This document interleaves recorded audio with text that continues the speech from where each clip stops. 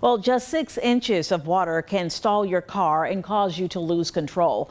Things get even more dangerous with a foot of water, and that much water can cause a small car to float. 2 feet can wash away most vehicles. Police and rescue crews say if you see water on the road and you're not sure how high it is, don't chance it. Just turn around.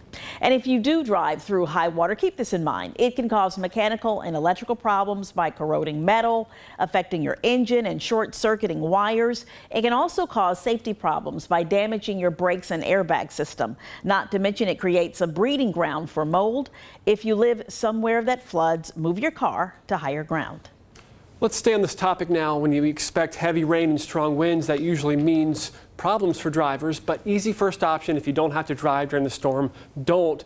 But if you do, Georgine Blumling with AAA Tidewater's here to tell us some tips. Now, even when it's just raining, people forget some of these reminders. Absolutely. And it can boil down to 3 easy words. Okay. Lights, speed, and distance. Okay. So you always want to make sure you use your headlights. Not all cars are set up that when the windshield wipers go on, the headlights do.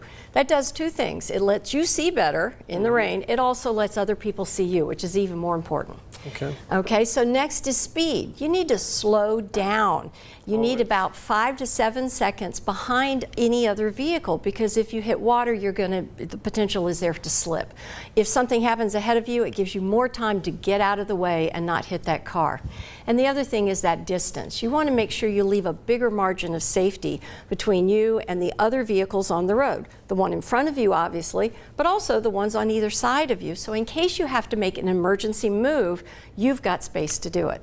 I'm going to add one tip. Absolutely. Because I see this all the time.